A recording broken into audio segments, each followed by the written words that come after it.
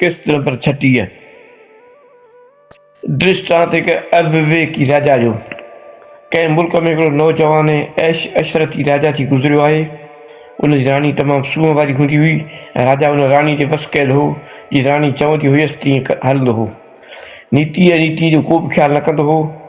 हिकिड़े ॾींहुं राणी पंहिंजी बैलात जे मथे कमरनि जे अॻियां खुलियो दालान हुजे जंहिंमें हिकु वण पोखियलु हो। उन जे हेठां पलंग ते सुती पई हुई त ओचितो हिकु कांग वण ते अची वेठो ऐं राणी जीअं पलंग ते मुंहुं खुलियो करे सिधी सुती पई हुई तीअं कांग विठ कई साथ राणी जे मुंहं में किरी ऐं नासुनि में पइजी वई।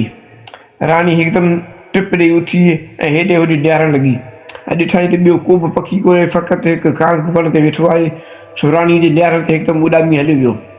इहो हाल ॾिसी राणी खे कांग ते ॾाढो क्रोध उत्पन्न थियो ऐं सभु वेस वॻा ॻह गठा लाइ मेरा सिरा कपिड़ा पाए सभु पलंग खटूं ऊंधा कराए कांवड़ी सुम्ही रही। जॾहिं राजा आयो तॾहिं इहो हाल ॾिसी ॾाढो अजब में पइजी वियो। राणी खां पुछियईं मगर राणी अहिड़ी कुझु जड़ी भित। राजा जी दिलि तमामु घणी राणी ते हूंदी हुई, तंहिं करे हैरान पुछणु लॻो ऐं ईअं चवणु लॻो त मूंखे ॿुधाए त तोसां हीअ कहिड़ी वेदन थी आहे। आख़िर तमामु घणे वक़्त खां पोइ राणी चवणु लॻी त मां पाण खे फाही ॾेई मारे छॾियां थी। राजा तंहिंजो सबबु पुछियो। राणी चयो त तुंहिंजे राजाईअ में एतिरो बि बंदोबस्तु कोन्हे जो ईअं कांग तुंहिंजे राणी जे मुंहं में विठ किराए वञे ऐं उनखे वरी लाइक़ु ॾंढ न ॾिजे। इहा भई कहिड़ी ॻाल्हि। त राजा चयसि जीअं तूं चवीं तीअं आऊं कयां, पर इहा ख़बर कीअं पई त फलाणे कांग इहो कमु कयो आहे। त राणी जवाब त फ़क़ति हिकिड़े कांग खे ॾंढ ॾियण में छा बचंदो।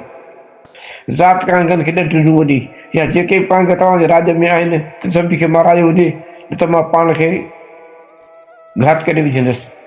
तॾहिं राजा राणी जे बस थी चवणु लॻो चङु भला सुबुह साण हुकुम थो करियां त सभु कांग पकड़िया वञनि। इहो ॿुधी राणी ॾाढो ख़ुशि थी। ॿिए ॾींहुं राजा ऑर्डर कढियो त ज़ात कांगनि खे पकड़ियो वञे ऐं उन जे पकड़ ते इनाम रखियो वियो त जेको हिकिड़ो कांग पकड़े आणींदो तंहिंखे ₹100 इनाम ॾिनो वेंदो। अहिड़ी तरह जॾहिं घणो करे सभई कांग पकड़जी विया ऐं बाक़ी किथे किथे जबलनि झंगलनि में को विरले रहियो तॾहिं राजा वरी हुकुम कयो हाणे जेको हिकु कांग पकड़े आणींदो तंहिंखे ₹500 इनाम ॾिनो वेंदो। अहिड़ी तरह इनाम वधाईंदो वियो। तव्हांजो हिकु हिकु कांग ते हिकु हिकु ₹1000 रखियो विया।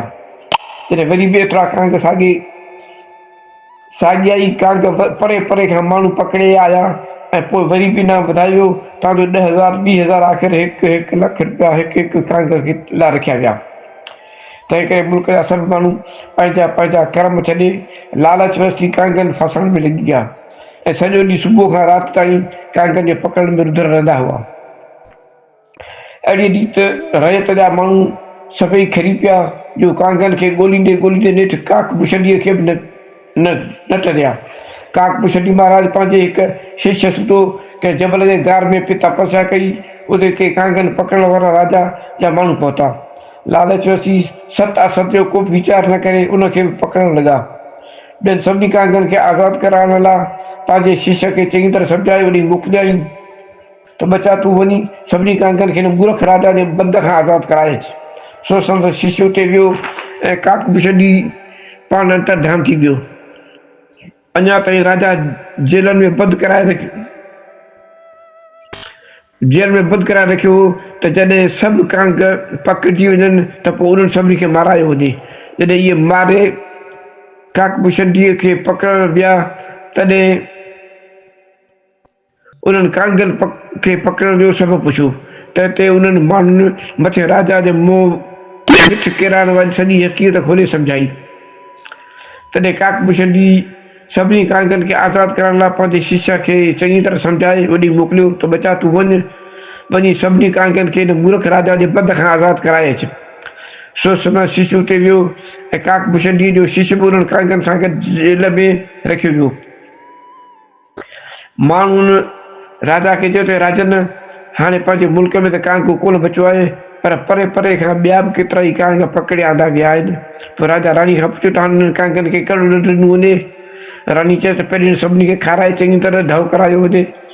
राजा मुख्य कांगनि खे घुराए खां पुछियो तव्हांखे छा छा खारायो वञे।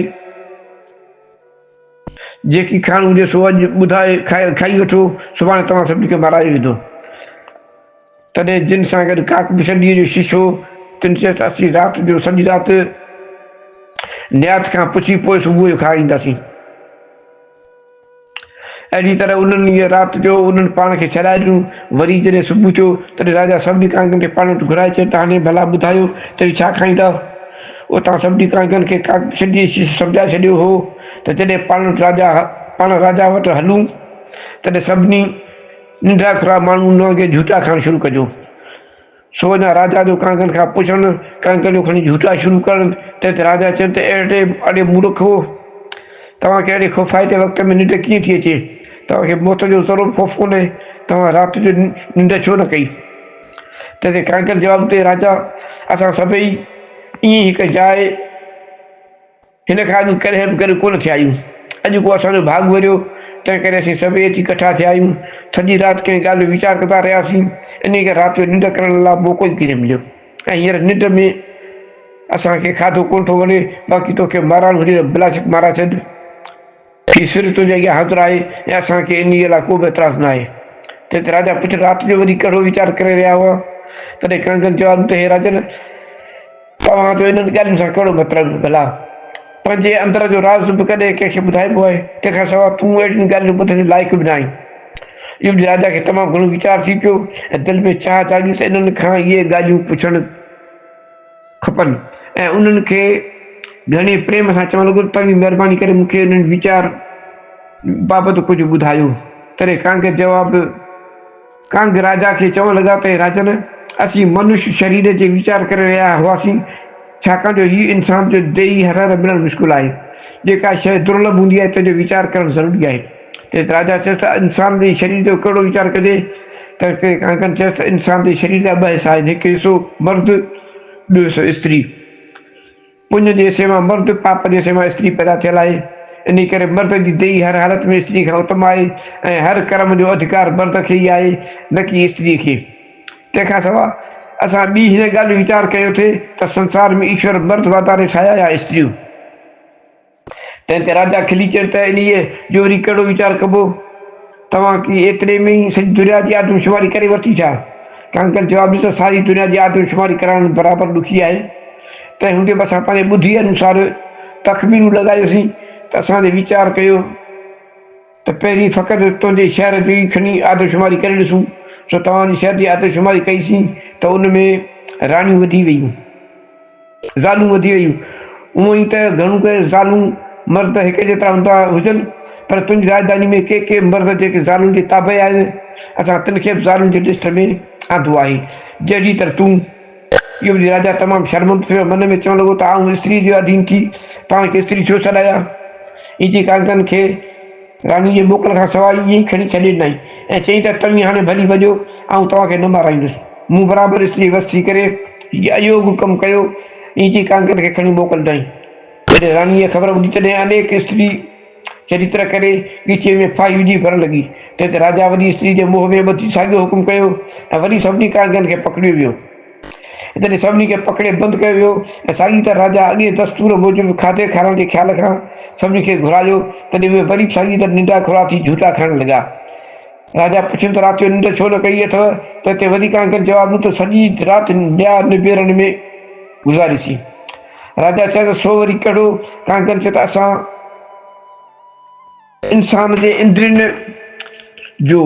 राजा चयो त भला तंहिंजो कहिड़ो फ़ैसिलो पियारियो। तंहिं ते कांगनि जवाबु त हूअं त सभिनी इंसान खे हिकु हिकु वात ऐं हिकु हिकु गुदिया इंद्री आहे, पर हिते तुंहिंजे शहर में किन माण्हुनि जा ॿ गुदिया यानी पाइखाना आहिनि, जहिड़ी तरह तोखे जो हिकु दफ़ो मुख मां वचन कढी इंसानु फिरी वञे त हुनजो उहो मुंहुं न चइबो लेकिन पाइखानो चइबो। मुख त उन खे चइबो आहे जंहिंसां ईश्वर जो भॼन थिए, सत वचन ॻाल्हाए, कूड़ न ॻाल्हाए, कंहिंजी निंदा न करे। तूं ज़बान सां हिकु दफ़ो चई वरी ज़ाल जे चवण ते लॻी, इन ज़बान तां फिरी वियो आहीं, इन करे तुंहिंजी इहा ज़बान न चइबी। इहो बि राजा तमामु घणो शर्मिंदो थियो ऐं सभिनी कांगनि खे वरी राणी जे मोकल खां सवाइ छॾे ॾिनई। ऐं राणीअ खे मिकिर कंदे ॾिसी पहिरीं त चङी तरह सम्झाई त राणी तुंहिंजो इहो धर्म न आहे त तूं हर हर पति जी बेइज़ती कराई। स्त्री जो फर्ज़ु आहे चाहे पति कुझु बि करे तंहिंमें का बि दस्तअंदाज़ी न करणी। पर राणी हिकिड़ी बि न मञे। तॾहिं राजा कावड़ में भरिजी राणीअ खे खूब मार ॾिनी ऐं जॾहिं हथ खां लथी तॾहिं खणी बस कयईं। राणी बि मार खाइण खां पोइ हिकदमि नरम थी वई। अहिड़ी तरह जेको इंसानु पंहिंजो वीचार न करे ॿिए जे चवण ते लॻी बिना वीचारे को कमु करे थो तंहिंखे बि हिन राजा वांगुरु पछताइणो पवे थो। इन करे हर कंहिं इंसान जो फर्ज़ु आहे त ख़ासि गृहस्थनि खे घुरिजे त कंहिं बि अहिड़ी कम में स्त्री जी ॿुधी अनुसार न हले। सलाह पंहिंजे घर जी स्त्री खां बेशक वठे, पर हले पंहिंजे ॿुधीअ ऐं शास्त्रनि ऐं सतपुरुषनि जे चयनिल वचननि अनुसार। छाकाणि स्त्री ज़ाती जी ॿुधी हर वक़्तु भरम युक्त रहंदी आहे।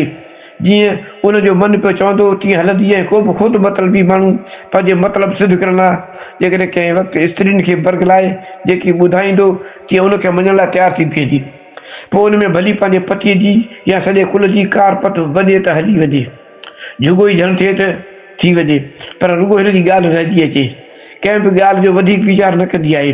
इन करे जेको इंसानु हर कंहिं ॻाल्हि में स्त्री जे अधीन आहे उनजी का बि ॻाल्हि नथी हले। अहिड़े मर्द खे मर्द न बल्कि ज़ाली करे लिखियो वेंदो आहे ऐं उहो इंसानु अंत में दुखी बि थींदो आहे। हाणे इन मथे लिखियल बयान मां हरू भरू ईअं न सम्झणु घुरिजे त की हरू भरू स्त्री जी बेइज़ती ऐं कलह करे बि स्त्री खे पंहिंजे हेठां हलाइजे, मगर छा कजे जो स्त्री खे पहिरियां ई पंहिंजे स्त्री धर्म जो ॿोध ॾिजे, पंहिंजे ख़्यालात खां वाक़ुफ़ु कजे जीअं स्त्री खे अहिड़ो वझी न मिले, अहिड़ो ख़्याली न उभिरे जो उहो पति जे ख़िलाफ़ु हली सघे। संत डूंगरपुरीअ पंहिंजे हिकु उपदेश में चयो आहे, नार पुरुष का दो मता उनका प्राण न उधरे। यानी जंहिं घर में स्त्री पुरुष ॿिनि ख़्यालनि या मतनि जा आहिनि उन्हनि जो उधार थियणु मुश्किल आहे।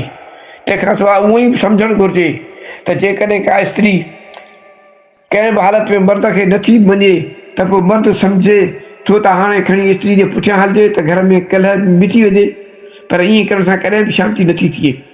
छाकाणि स्त्री जे पुठि वठंदड़ मर्द जो हमेशह विनाश थियणो आहे। छाकाणि धर्म भरिष्ठ स्त्रीअ खे कुटमार करे बि पंहिंजे अधीन जॾहिं कबी तॾहिं वञी शांती थींदी। साख ढोल गेवार पशु और नारी ये चारूं ताड़न के अधिकारी। यानी जेकॾहिं स्त्रीअ या यानी जेकॾहिं घर या बरसाति वग़ैरह पवण करे दौल ढरो थी पए त उनखे छिके ज़ोर सां धकनि जी कुटमार कबी आहे। ऐं मूर्ख माण्हू में सही सिधी ॻाल्हि न मञींदो हुजे त उनखे बि ताब दड़को कुटमार करे सिधो कजे। ऐं जानवर बि जेकॾहिं नथो मञे त उनखे बि जॾहिं लठ ॾेखारिबी आहे तॾहिं सिधो थींदो आहे। चोथों, नर धर्म भ्रष्ट स्त्री बल्कि स्त्री घणो करे सभु का किन विरलनि खां सवाइ ॿुधीहीन थींदी आहे। उहे बि जेकॾहिं पतीअ जो चवणु नथियूं मञनि त दड़को ताप ॾेखारे बि मञाइबो। बाक़ी जेकॾहिं स्त्री पाण खे तमामु सीलवान ऐं पतिव्रत धर्म जे पालण वारी आहे ऐं पति ख़ुदि मूर्ख आहे त पोइ अहिड़ी स्त्री खणी पतीअ जे मूर्खपणे जे ख़्यालनि जे पुठियां न हले त ॾो न आहे। तॾहिं बि स्त्री जो फर्ज़ु न आहे त मूर्ख पतीअ जी बेइज़ती करे या उनखे कुटमार करे सम्झाइणु, छो त मर्दनि लाइ आहे, स्त्री खे कीअं बि सम्झाए। सदा शिव।